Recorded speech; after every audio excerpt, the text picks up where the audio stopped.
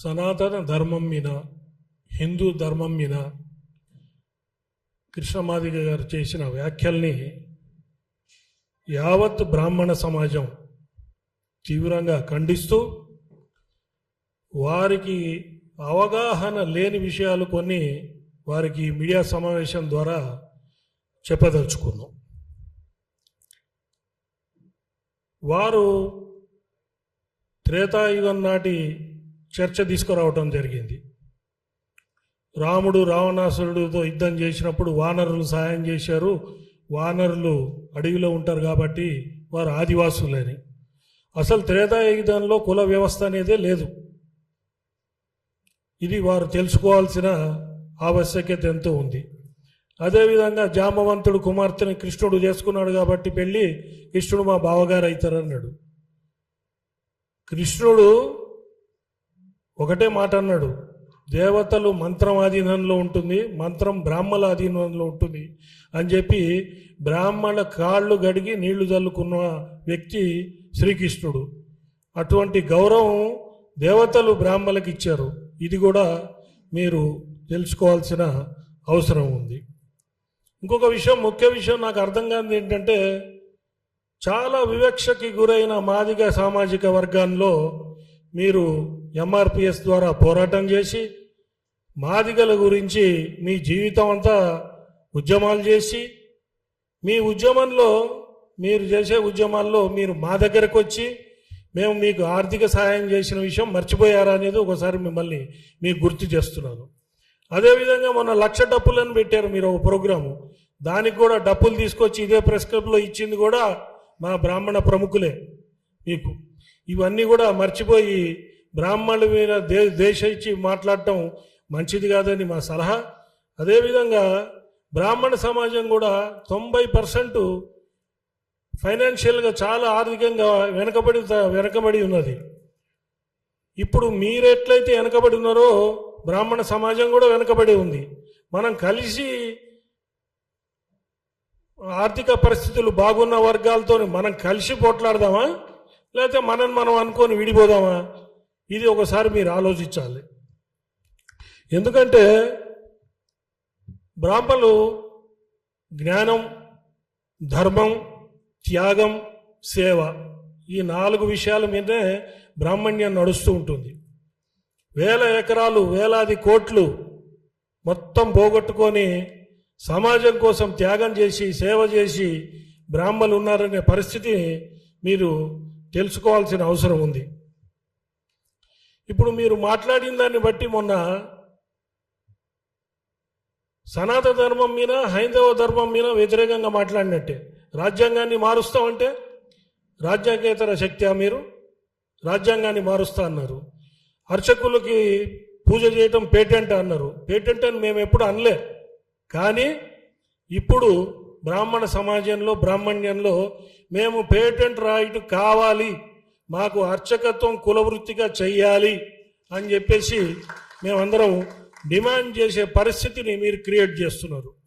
దేవాదాయ శాఖ, ధర్మాదాయ శాఖలో కూడా అర్చకుల కోసం పరీక్షలు జరిగితే వారు దేవతారాధన, వేదాధ్యయనము, తర్వాత ఆగమ శాస్త్రంలో పట్టు ఉన్న వాళ్ళే అక్కడ సెలెక్ట్ అయ్యి పూజారులుగా ఉంటారు. దానికి బ్రాహ్మలే అటెండ్ కావాలని చెప్పి దేవాదాయ ధర్మాదాయ శాఖ కూడా చెప్పదు. ఎవరికి తెలివి, జ్ఞానము, స్పష్టత, వాక్శుద్ధి ఉంటుందో వాళ్ళు సెలెక్ట్ అయ్యి వస్తారు. మీ ఇంట్లో మంచి అయినా, మీ ఇంట్లో చెడైనా కావాల్సింది మేము అన్ని కార్యక్రమాల్లో ఉంటాం, మీతో సహపంక్తి భోజనాలు చేయడానికి రెడీగా ఉన్నాం. అందుకని దయచేసి గౌరవించి బ్రాహ్మణుల్ని కించపరిచే విధంగా మీరు మాట్లాడకూడదు. మీరు దళిత క్రైస్తవులుగా మారిన వాళ్ళకి ఎస్సీలుగా ఉండే రిజర్వేషన్ రాకూడదు అని సుప్రీంకోర్టు ఆఫ్ ఇండియా జడ్జిమెంట్ ఇస్తే దానికి వ్యతిరేకంగా మాట్లాడారు. అంటే మీరే మాదిగ వర్గానికి అన్యాయం చేస్తున్నట్టుగా మాట్లాడినట్టు నాకు కనబడ్డది. అదేవిధంగా సనాతన ధర్మం, హైందవ ధర్మము, మీరు ఏ పార్టీ నుంచి అయితే వచ్చారో, ఏ పార్టీ ద్వారా పద్మశ్రీ తెచ్చుకున్నారో ఆ పార్టీకి కూడా మీరు వ్యతిరేకంగా మాట్లాడినట్టుగా నాకు కనబడ్డది. అదేవిధంగా దళిత క్రైస్తవులు వాళ్ళు ఎస్సీల రిజర్వేషన్లు తీసుకుంటున్నారు, సి కింద వస్తారు, బీసీ రిజర్వేషన్లు తీసుకుంటున్నారు. మరి వారు మైనారిటీలుగా ఉండి ఆ రిజర్వేషన్లు కూడా తీసుకుంటున్నారు. అంటే మీరు మీ కుల ద్రోహం చేస్తున్నారు, పార్టీకి ద్రోహం చేస్తున్నారు, అట్లనే బీసీలకు కూడా ద్రోహం చేస్తున్నారు. ఇవి కొంచెం అవగాహన పెట్టుకొని మీరు మాట్లాడితే బాగుంటుంది. అదేవిధంగా ధూపదీప నైవేద్యం స్కీమ్ ఉంది అర్చక వ్యవస్థలో. దాంట్లో మీరు చూస్తే దాదాపుగా 26 కులాలు, ఎస్సీలు, ఎస్టీలు, బీసీలు 26 కులాలు దాంట్లో గ్రామ దేవతల పూజలు అవన్నీ చేస్తున్నారు. మీరు అర్చకులు పేటెంట్ రైటు, బ్రాహ్మణులకే పేటెంట్ రైట్ అంటే మరి ఈ విషయం మీకు తెలియదా? లేదా తెలిసే కావాలని మాట్లాడుతున్నారా? దీని వెనక ఏదైనా కుట్ర దాగి ఉందా? ఇవన్నీ కూడా ఆలోచించాల్సిన పరిస్థితి ఈరోజు ఉంది. అదేవిధంగా ఇంతకుముందు ఒక సినిమా యాక్టరు బ్రాహ్మణుల గురించి ఇట్లనే మాట్లాడి ఆయన కూడా పద్మశ్రీ అవార్డు, చివరికి ఆయన పద్మశ్రీ అవార్డు పోయే పరిస్థితి అయ్యి చివరికి క్షమాపణ చెప్పి చంపలేసుకొని వెనక్కిపోయిన పరిస్థితి మీరు అందరు చూశారు. ఆ పరిస్థితి మీకు రావాలని మేము కోరుకోవట్లేదు. ఇప్పటిదాకా మీరు మాకు సహకారం అందించారు, అట్లనే ఉండాలనేది మా ఆకాంక్ష. అదేవిధంగా మీరు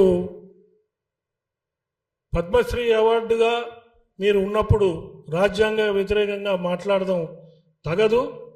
అదేవిధంగా మీరు ఏదైతే వ్యాఖ్యలు చేశారో ఆ వ్యాఖ్యల్ని దయచేసి పెద్ద మనసుతోని అవగాహన తెచ్చుకొని విషయాలన్నీ ఈ ప్రెస్ మీట్ ద్వారా మీరు ఆ వ్యాఖ్యలు వెనక్కి తీసుకుంటారని చెప్పి మేము ఆశిస్తున్నాం. 2-3 రోజుల్లో వెనక్కి తీసుకుంటే గౌరవించి ఇక్కడ వచ్చిన బ్రాహ్మణ పెద్దలందరూ కూడా వచ్చి మీ దగ్గరకు వచ్చి మిమ్మల్ని సన్మానించుకుంటాం. అదేవిధంగా మీరు వ్యాఖ్యలు వెనక్కి తీసుకోకుండా మొండిగా అవగాహన లేకుండా రాజ్యాంగేతర శక్తిగా మాట్లాడితే మాత్రం బ్రాహ్మణులు ఈరోజు ఐక్యమత్యం వచ్చింది. బ్రాహ్మణ సంఘాలన్నీ కలిసి ఈ భాషను ఒక వ్యవస్థను పెట్టుకున్నాయి. ఇప్పుడు బ్రాహ్మణులు తిరుగుబాటు చేసే స్టేజ్కి వచ్చారు.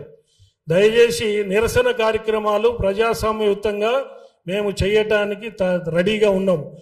ఒకవేళ మీరు వ్యాఖ్యలు వెనక్కి తీసుకోకపోతే బ్రాహ్మణులు లోకా సమస్త సుఖినో భవంతు, మీరు 100 ఏళ్ళు బతకండి, సంతోషంగా ఉండండి, దీవించే బ్రాహ్మణ్యంలో ఒక మూలన పరశురాముడి అంశ కూడా ఉంటుంది. ఆ అంశాన్ని బయటికి తీసుకొచ్చి మీ కులము దెబ్బతినుంది, మా కులం దెబ్బతినుంది, మనం కొట్లాడాల్సింది ఎవరితోని అది ఆలోచించుకొని దయచేసి వ్యాఖ్యలు వెనక్కి తీసుకుంటారని చెప్పి ఈ పత్రికా ముఖంగా నేను మిమ్మల్ని ఒక రకంగా రిక్వెస్ట్ చేస్తూ మీరు మా గౌరవాన్ని మీ గౌరవాన్ని నిలబెడతారని ఆశిస్తూ ముగిస్తున్నాను.